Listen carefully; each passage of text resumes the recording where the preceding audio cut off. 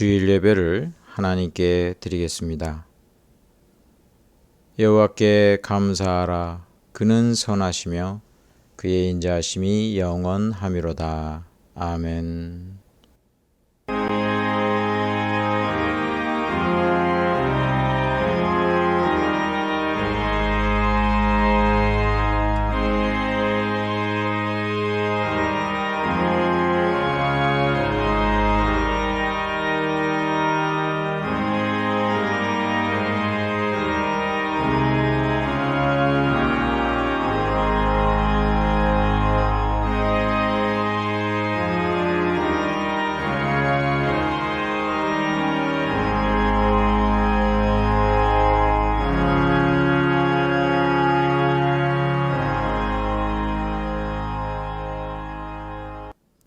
사랑과 은혜가 풍성하신 아버지 하나님, 거룩한 주일 하나님께 예배드리게 하시니 감사를 드립니다. 이 예배를 기뻐 받아주시고 하나님 홀로 영광 받으시며 저희들에게 한없는 은혜를 베풀어 주시옵소서. 예수님의 이름으로 기도드리옵나이다. 아멘.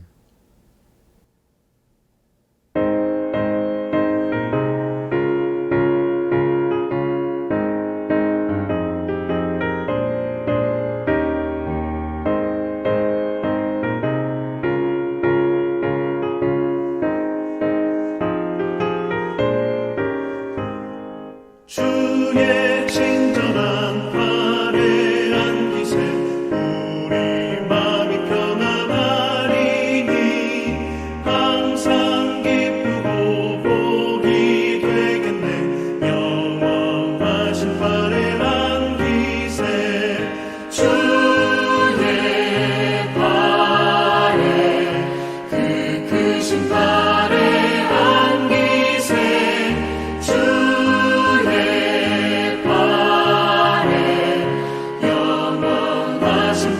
안기세 날이 갈수록 주의 사랑이 두루 광명하게 비치고 천성 가는 길 편히 가리니 영원하신 팔에 안기세 주의 팔에 그 크신 팔에 안기세 주의 팔에 영원하신 팔에 안기세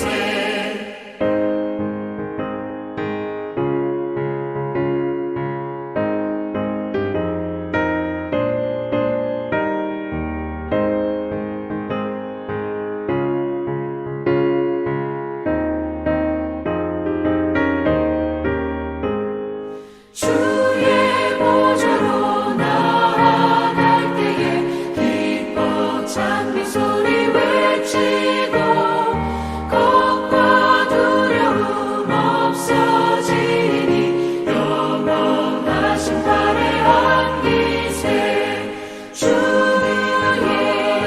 좌에 그 크신 팔에 안기세 주의 좌에 영원하신 팔에 안기세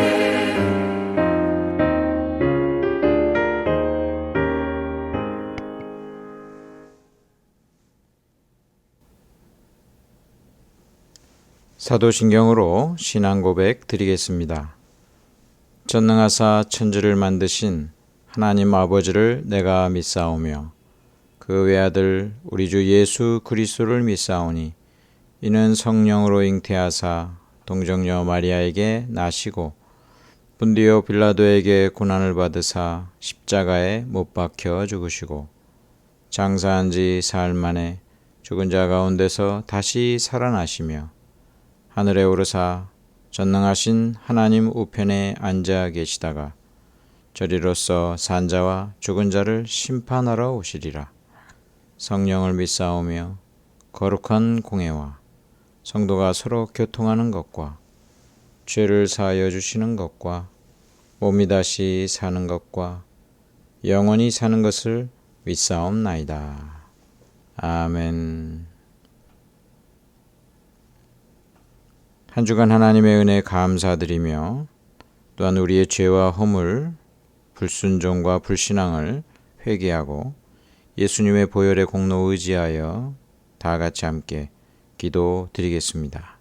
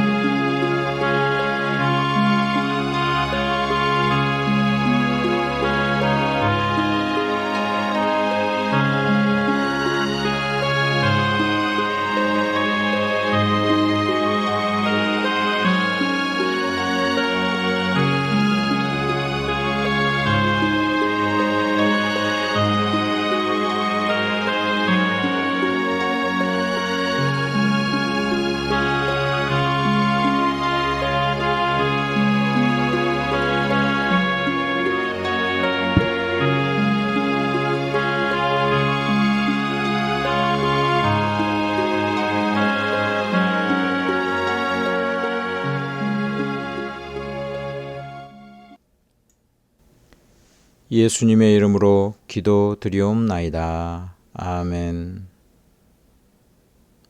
하나님의 말씀 데살로니가전서 2장 13절부터 20절까지 말씀입니다. 데살로니가전서 2장 13절부터 20절 신약성경 330쪽입니다. 제가 봉독하겠습니다. 이러므로 우리가 하나님께 끊임없이 감사함은 너희가 우리에게 들은 바 하나님의 말씀을 받을 때에 사람의 말로 받지 아니하고 하나님의 말씀으로 받음이니 진실로 그러하도다. 이 말씀이 또한 너희 믿는 자 가운데에서 역사하느니라. 형제들아, 너희가 그리스도 예수 안에서 유대에 있는 하나님의 교회들을 본받는 자 되었으니 그들이 유대인들에게 고난을 받음과 같이 너희도 너희 동족에게서 동일한 고난을 받았느니라. 유대인은 주 예수와 선지자들을 죽이고 우리를 쫓아내고 하나님을 기쁘시게 하지 아니하고 모든 사람에게 대적이 되어 우리가 이방인에게 말하여 구원받게 함을 그들이 금하여 자기 죄를 항상 채우매 노하심이 끝까지 그들에게 임하였느니라. 형제들아, 우리가 잠시 너희를 떠난 것은 얼굴이요 마음은 아니니 너희 얼굴 보기를 열정으로 더욱 힘썼노라. 그러므로 나 바울은 한 번, 두 번 너희에게 가고자 하였으나 사탄이 우리를 막았도다. 우리의 소망이나 기쁨이나 자랑의 면류관이 무엇이냐? 그가 강림하실 때 우리 주 예수 앞에 너희가 아니냐? 너희는 우리의 영광이요 기쁨이니라. 아멘. 무엇이 더 중요한가? 제목으로 하나님의 말씀 나누겠습니다. 할렐루야, 반갑습니다.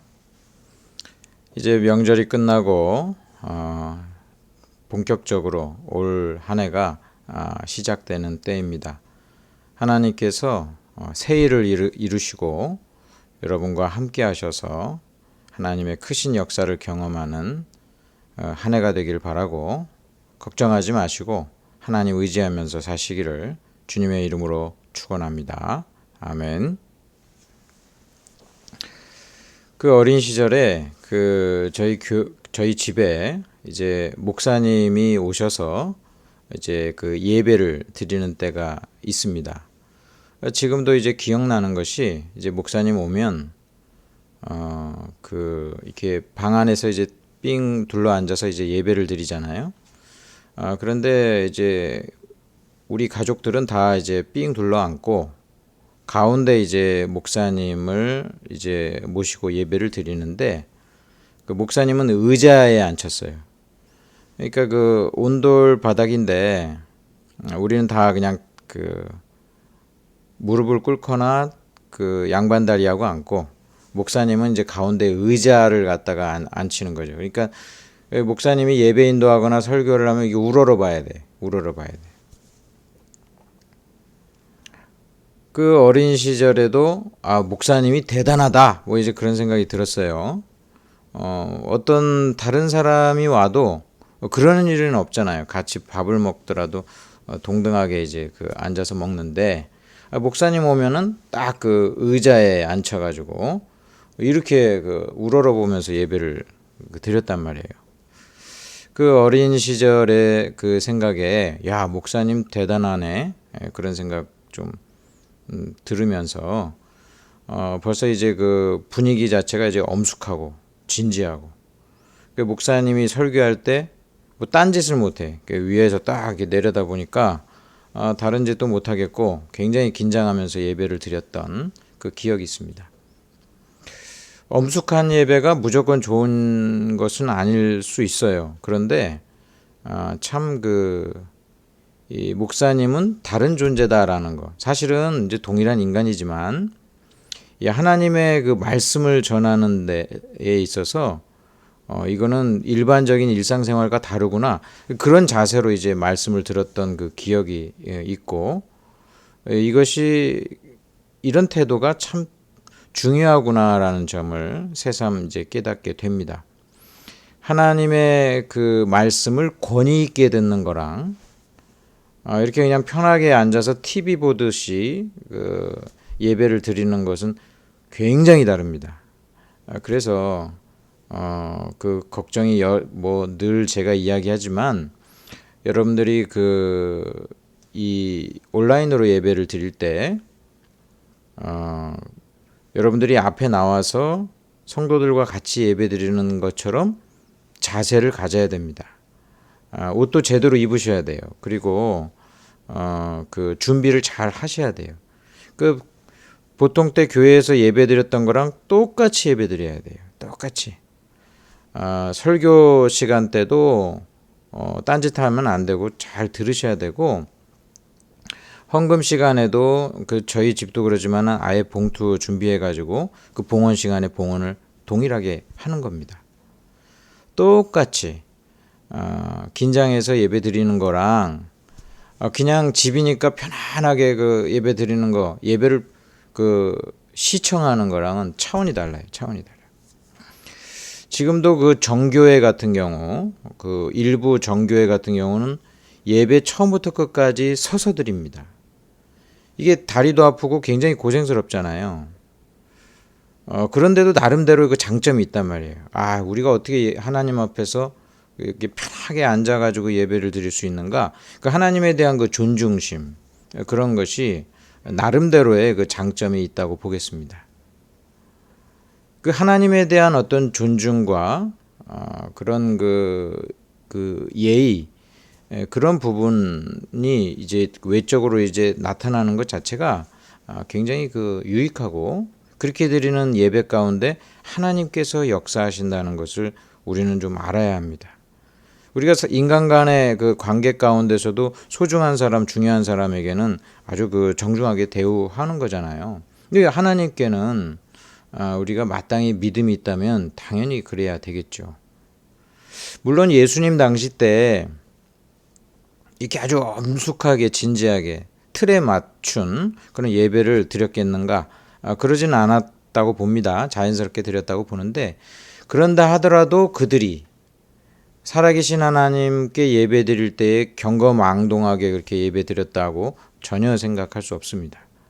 이게 나름대로 이제 예배가 의식화되고 역사적으로 이제 흐르면서 전통을 갖게 된 것인데 장단점이 있지만 예배가 자연스럽게 드려야 되겠지만 중요한 거는 그 마음이 내가 정말 하나님 앞에서 그 말씀을 듣는다 하고 들어야지 그냥 그 편한 일반적인 그런 태도로 듣는 것과는 굉장히 다르다고 이야기할 수 있습니다. 오늘 특별히 그 데살로니가 교회는 하나님의 그 말씀을 들을 때에 저것은 하나님의 말씀이다라고 들었어요. 그렇기 때문에 하나님의 역사하심이 컸다라는 것을 오늘 이야기합니다. 13절에 보니까요. 이러므로 우리가 하나님께 끊임없이 감사함은 너희가 우리에게 들은 바 하나님의 말씀을 받을 때에 사람의 말로 받지 아니하고 하나님의 말씀으로 받음이니. 자, 사람의 말로 받지 아니하고 하나님의 말씀으로 받음이니. 설교자가 이제 설교를 하는데 어떤 사람은 그럴 거 아니에요? 저 목사가 저 설교자가 어떻게 설교하는지 들어보자 하고 이렇게 듣는 거랑 벌써 그 예배 가운데 저것은 하나님의 말씀이다. 오늘 나에게 어떤 말씀을 하나님이 들려주실까? 저 말씀이 나를 변화되기 원합니다. 라는 그 간절한 심령으로 말씀을 듣는 사람이랑은 천지 차이 달라요. 그러니까 똑같이 예배드려도 어떤 사람은 하나님의 역사를 경험하는 예배를 드리고 있는 것이고 어떤 사람은 그 예배를 관람하고 있는 거죠. 시청하고 있는 거죠. 그러한 자에게는 오늘 성경에 나오지만은 하나님의 역사함이 없다라는 거예요. 수많은 사람들이 유튜브에 설교를 듣고 이런다고 해가지고 회심이 일어나거나 불신자들이 또 하나님께 예배를 드리는 그런 것이 아닌 게 많은데 왜 그러냐면 이게 진심으로 자기가 믿어서 예배를 드리면서 설교를 듣는 것과 설교를 그냥 그 아나운서가 그 이야기하는 거 듣는 것처럼 듣는 거, 훈화처럼 듣는 거, 그런 인간적인 차원에서 듣는 것이랑은 완전히 다르다는 거예요. 사도 바울이 베드로가 이게 설교를 할 때 어떤 사람은 믿음으로 받았기 때문에 하나님이 역사하시지만 많은 사람들은 그 설교를 인간의 말로 들었기 때문에 아무런 역사가 일어나지 않고 회심도 일어나지 않고 심지어 크리스찬이 되지도 않는 그런 그 부분을 보게 됩니다. 그래서 데살로니가 교인들처럼 저와 여러분은 언제나 설교자의 말씀을 하나님의 말씀이다라고 받아야 됩니다. 오늘 말씀에 사람의 말로 받지 아니하고 하나님의 말씀으로 받음이니 진실로 그러하도다. 이 말씀이 또한 너희 믿는 자 가운데서 역사하느니라. 하나님의 말씀으로 받는 자에게만 이것이 하나님의 역사로 일어난다는 것입니다.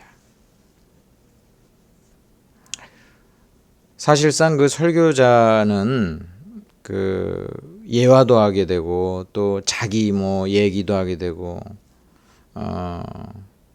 그 섞어서 이제 이야기를 하게 되죠. 이것이 사실은 우리가 연약하기 때문에 설교자가 순수한 하나님의 말씀만 전하지 않고 어느 때는 그 말씀을 잘 이해하기 위해서 예화도 하고 다른 이야기도 해요. 어느 때는 하나님 말씀이 전혀 기억이 안 나고 예배 이후에 예화만 남는 경우 있어요. 이제 그런 경우는 잘못된 거라고 볼 수 있죠. 사실 예화는 중요한 것은 아니에요. 근데 사람이 피곤하고 또 연약하니까 예수님도 이제 비유를 들어서 얘기를 하시고 어떤 이야기를 통해서도 하나님 말씀을 증거하시는 그 예를 통해서 볼 때 어떤 연약하니까 우리의 연약함 때문에 이제 설교자가 예화도 하고 어느 때는 좀 마음 열기 위해서 우스갯소리도 하고 그래요. 근데 그런 건 사실은 중요한 게 아니죠. 정말 그것은 이제 마음을 열기 위한 것이고 정말 중요한 것은 그 하나님의 말씀이 잘 심겨지기 위해서 이제 증거하는 그 말씀이 중요합니다. 그러니까 성도들은 설교자가 이 얘기도 하고 저 얘기도 하는데 어떻게 다 하나님의 말씀으로 받느냐?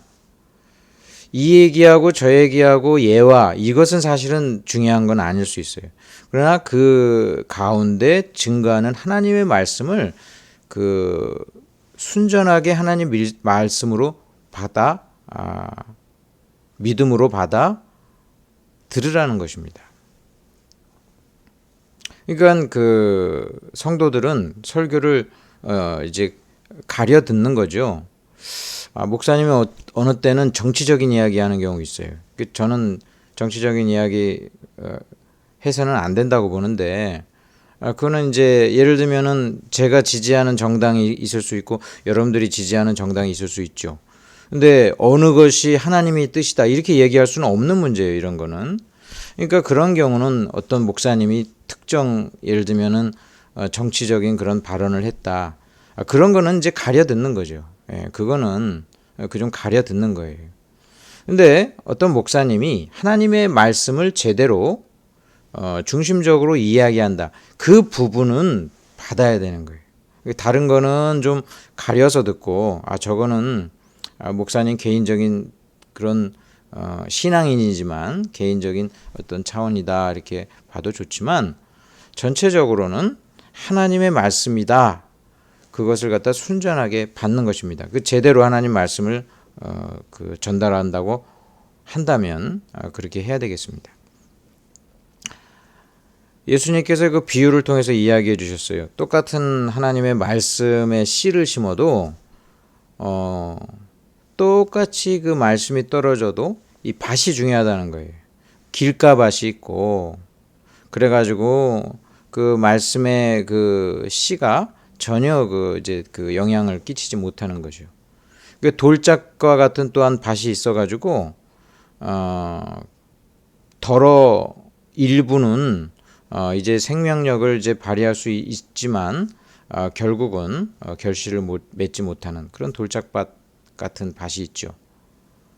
또는 가시밭과 같은 그런 그 마음이 있어서 하나님의 말씀을 들을 때는 믿음이 이제 생겼다가 아주 짧은 시간에 그냥 다시 또 세상 사람처럼 되는 그런 사람도 있다고 봅니다. 마지막으로 옥토와 같은 밭이 있죠. 하나님의 말씀이 제대로 잘 심겨져서 이것을 하나님의 말씀이다라고 이제 믿으면 그 성령께서 역사하셔가지고 잘 자라서 결실을 맺게 된다는 것입니다. 우리의 마음밭이 이렇게 그 계속 바뀝니다.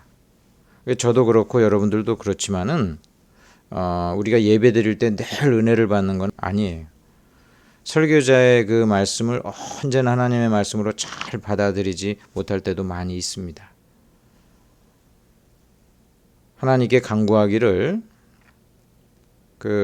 저 같은 또 부족한 설교자를 통해서 하나님의 말씀이 증거될 때 여러분들이 길가와 같은 그 마음 버리고 마음 가운데 있는 돌들 다 제거되고 또 세상 염려와 같은 근심과 같은 그 가시덤불과 같은 것들 전부 믿음으로 끊어버리고 옥토와 같은 밭이 돼서 하나님의 말씀이 잘 심겨져서 결실하기를 주님의 이름으로 간절히 축원합니다.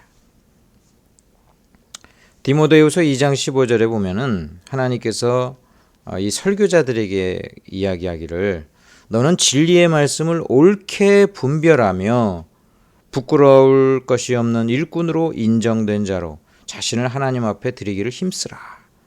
진리의 말씀을 옳게 분별하라. 이 옳게 분별한다라는 것이 이 바른 길을 열어주는 겁니다. 설교자는 이제 하나님의 말씀을 받아서 자신의 그 인격 가운데 이것을 전달하는데 성도들이 바른 그 길을 가도록 바른 삶을 살도록 잘 분별해서 전달해 주는 것입니다. 그러니까 첫째는 설교자가 중요하죠.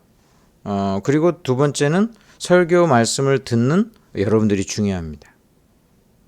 저는 저대로 열심히 노력을 하고 또 하나님 앞에서 기도하는 가운데 하나님 말씀을 잘 증거할 수 있도록 그리고 하나님의 말씀이 잘 전달되기 위해서 때때로 예화도 들지만 그 예화만 기억하는 게 아니고 하나님 말씀이 기억되고 그 말씀이 역사하여서 잘 전달될 수 있도록 노력을 해야 되고요.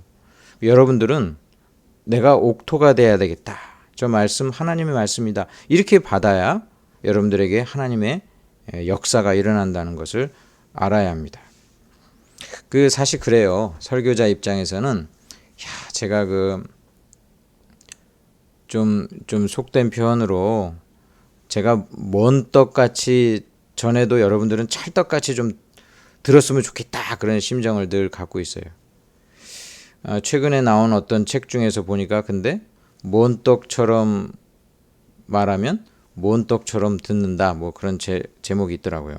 그러니까 결국 이제 찰떡같이 잘 얘기해야 된다. 이게 설교자에게는 경고의 이야기가 되겠죠. 성도 입장에서는 설교를 잘해야 내가 잘 듣지 이럴 수 있어요. 설교자는 하나님 앞에 늘 바로 서기 위해서 노력을 해야 되겠고요. 여러분들은 또 하나님 말씀을 잘 듣고 잘 듣는다는 게 인간의 말로 들으면 안 되고 하나님 말씀으로 그걸 잘 믿음으로 받아들이시기를 간절히 축원합니다. 지금도 조는 분은 첫째는 내 책임이겠지만 둘째는 여러분 책임입니다. 첫째는 내 책임, 둘째는 여러분 책임. 그래서 하나님 말씀을 우리가 잘 듣고 하나님 말씀으로 듣고 인간의 이야기가 아니라 그 말씀을 믿음으로 받는 자에게 하나님께서는 역사하십니다. 자, 이 데살로니가 교회는 성도들이 하나님의 말씀으로 들었다는 거예요. 이게 인간의 말이 아니다. 하나님 말씀이다. 그러니까 하나님께서 역사하시고 그들의 삶 가운데 놀라운 일들이 있었던 것입니다. 또한 이 데살로니가 교인들을 볼 때 인생에 있어서 무엇이 더 중요한지 그들이 분명히 아는 자였습니다. 자, 여기 핍박에 대한 이야기가 나와요. 당시에 핍박 그리고 고난이 광범위하게 벌어졌다고 했어요. 예수 믿는 사람들이 싫어하는 거예요. 그래가지고 이제 고난을 받게 되는데 유대에 있는 그리스도인은 유대인들한테 고난을 받았고 또 유대 이스라엘 바깥에 디아스포라라고 그래요. 유대 바깥에 사는 그러한 또 크리스찬들은 그들 나름대로 또 고난을 받았다고 그랬어요. 그러니까 예수 믿으면 여기 있으나 저기 있으나 이런 지위에 있거나 낮은 지위에 있거나 어디 가나 욕먹고 핍박을 받았다는 거예요. 그래서 바울이 그들에게 칭찬을 해주고 있습니다. 14절에 형제들아 너희가 그리스도 예수 안에서 유대에 있는 하나님의 교회들을 본받는 자 되었으니 유대에 있는 크리스찬들만 고난받는 게 아니라 그들처럼 고난을 동시에 받았다는 거예요. 자, 말씀을 보겠습니다. 그들이 유대인들에게 고난을 받은 것 같이 너희도 너희 동족에게서 동일한 고난을 받았느니라. 유대 지역 안에 있든지 밖에 있든지 크리스찬들이 핍박을 받으면서 이래저래 사람들에게 밉상머리가 된 거예요. 사람들이 싫어해요. 하나님 믿는 사람들 싫어해요. 그런데 보십시오. 하나님 믿는 사람들을 싫어하는 이 유대인들을 한번 보시면 우리 16절에 한번 보세요. 우리가 이방인에게 말하여 구원받게 함을 그들이 금하여 자기 죄를 항상 채우매 노하심이 끝까지 그들에게 임하느니라.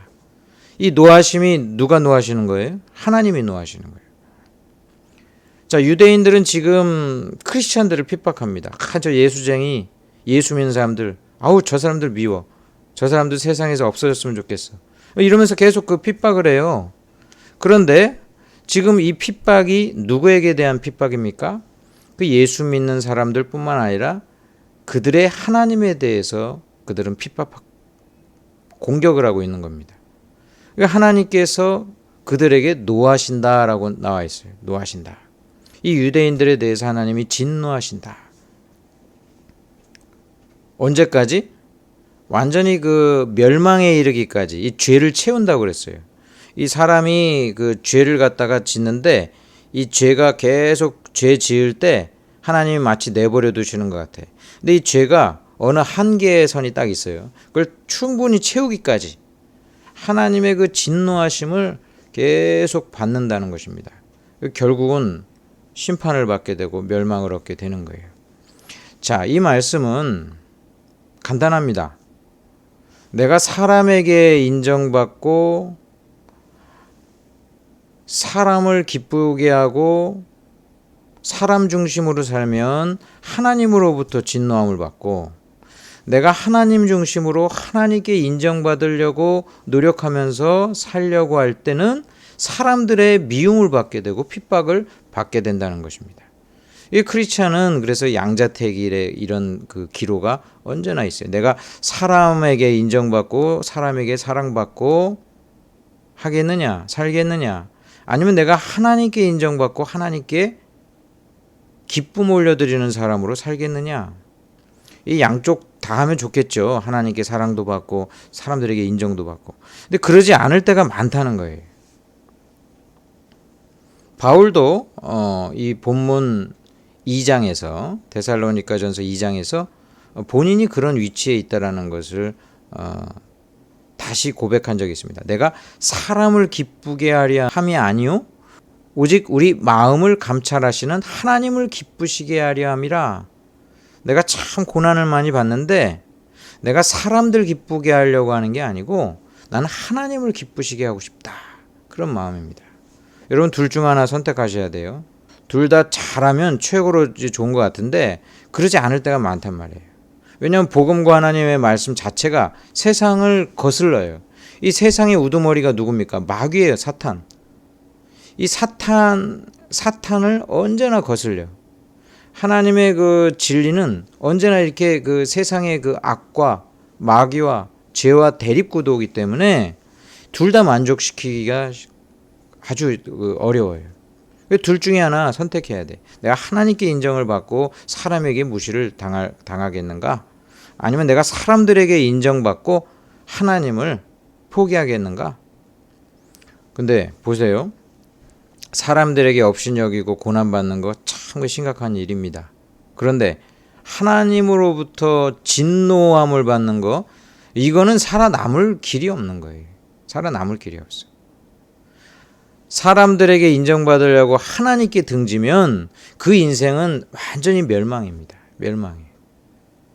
사람에게 좀 밉상머리 당하고 고난을 받아도 하나님께 인정받으면 하나님이 길을 열어주시고 살리시고 구원하시고 복을 주시는데 하나님을 선택해야 돼요. 하나님을 선택해야 돼요. 데살로니가 사람들은 사람들한테 핍박받고 고난받는 대신 하나님을 선택한 거예요. 여러분들도 하나님을 선택해야 돼요. 그러면 이 땅에서 업신여기고 고난받아도 하나님이 인정하시고 하나님이 구원하시고 하나님이 사랑하시는 그 사랑으로 우리는 살아남는 거예요. 하나님을 위하여 사시기를 주님의 이름으로 축원합니다. 데살로니가 교인들은 또한 하나님을 먼저 생각한 것처럼 언제나 무엇이 더 중요한지 잘 지혜롭게 아는 자였습니다. 이 부분이 바울의 그 사역에서도 나타납니다. 하나님을 먼저 생각하는 사람들에게 있어서는 무엇이 더 중요한가? 이 바울이 데살로니가 교회를 굉장히 가고 싶었다고 그랬잖아요. 굉장히 가고 싶어가지고 그 마음에 참 그냥 그 열정을 가지고 가고 싶었는데 사탄이 한 번, 두 번 막았다. 여러 가지 어떤 이유 때문에 가지를 못했어요. 그 아쉬운 가운데 사도 바울은 이런 고백을 합니다. 19절에 우리의 소망이나 기쁨이나 자랑의 면류관이 무엇이냐? 내 인생에 있어서 최고 가치나 자랑거리가 뭔 줄 아느냐? 그가 강림하실 때 예수님이 재림하실 때를 얘기하는 거예요. 예수님 재림하실 때 우리 주 예수 앞에 너희가 아니냐?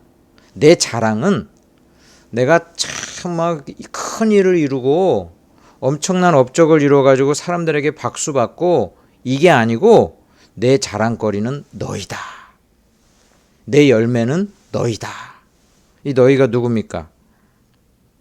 20절 너희는 우리의 영광이요 기쁨이니라. 바울에게 있어서 영광이요 기쁨이고 자랑거리인 이 너희는 바로 구원받은 성도들을 의미합니다. 사도 바울이 복음 증거해가지고 예수 믿고 구원받은 사람들. 그게 하나님 앞에서 제일 큰 자랑거리라는 거예요. 내가 했던 일 중에서 제일 잘한 일, 제일 끝까지 영원히 남는 일이라는 거예요. 이 세상에서 잘하는 거, 칭찬받고 뭐 잘된 것들은 우리 죽으면 다 끝이거든요. 그러나 영원한 것은 나로 인해서 단 한 명이라도 구원받았다면 그 사람은 영원히 하늘나라에서 나와 함께 기쁨 가운데 보람과 자랑 가운데 살게 된다는 거예요. 그래서 바로 영혼 구원이 제일 중요하구나라는 점을 기억해야 합니다. 예수님이 사역하시는데 사역의 제일 중심을 기울인 게 12제자를 키우는 거였어요. 단 12명.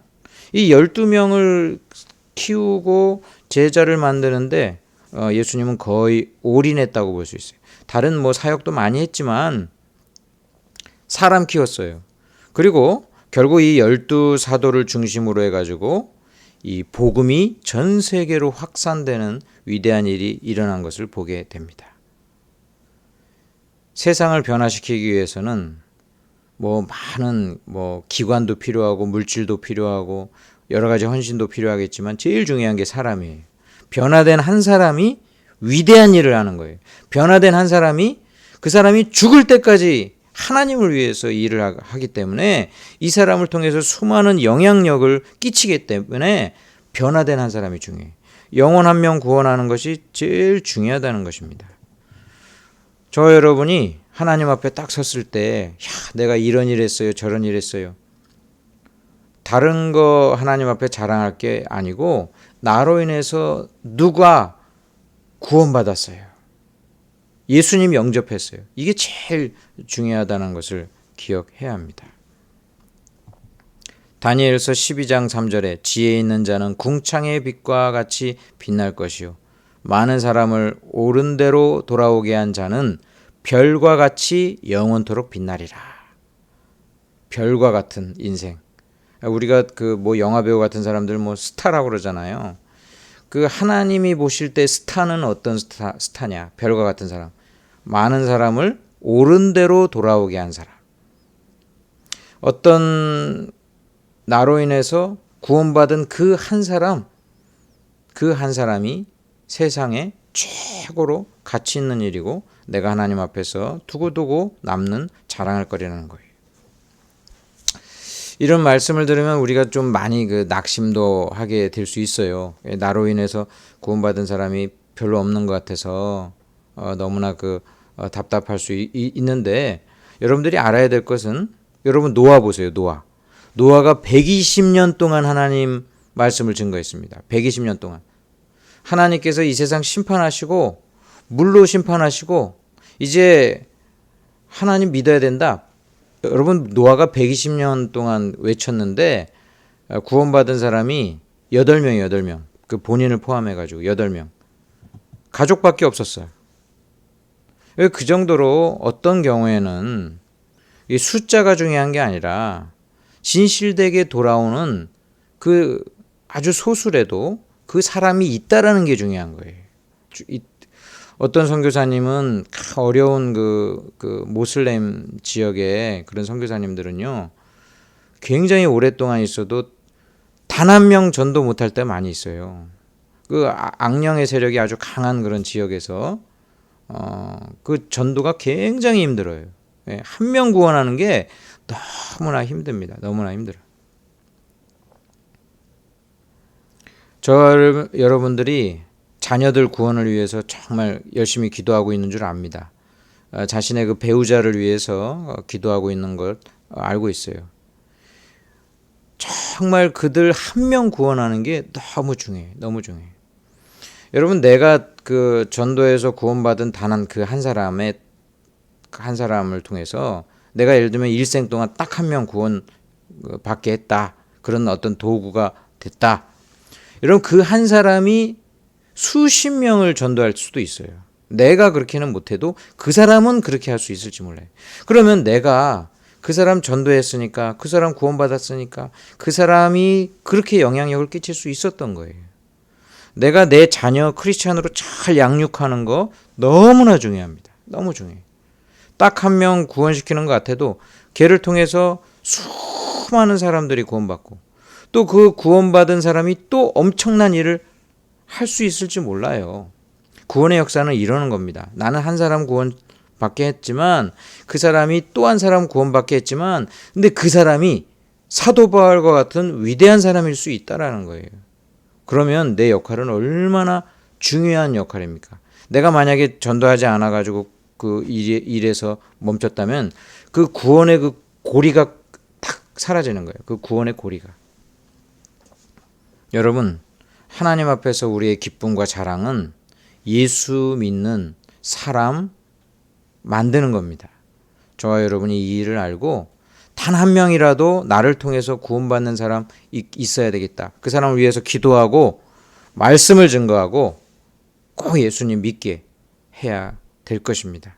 그러면 하나님께서 별과 같은 사람, 하나님의 정말 그 마음에 기쁨을 주는 사람으로 인정해 주실 것입니다. 이러한 사람 되시기를 주님의 이름으로 축원합니다. 우리 다 같이 함께 기도하겠습니다.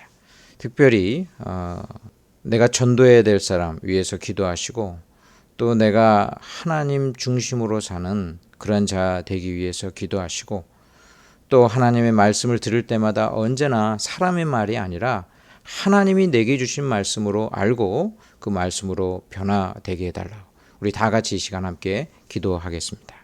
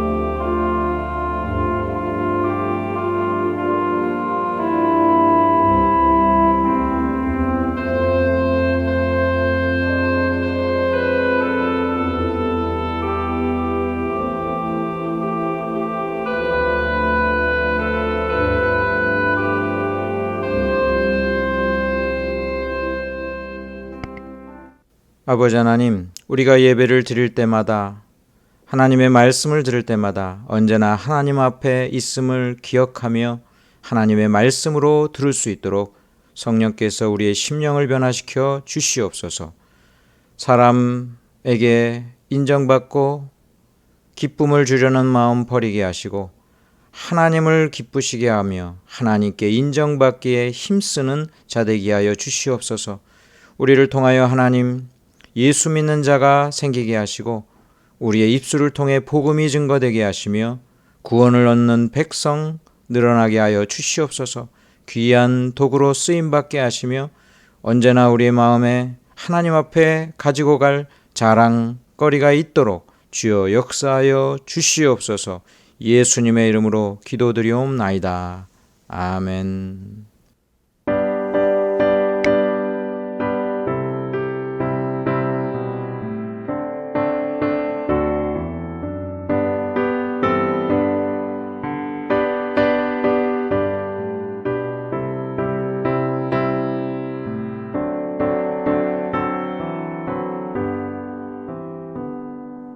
하나님 아버지 주신 책은 귀하고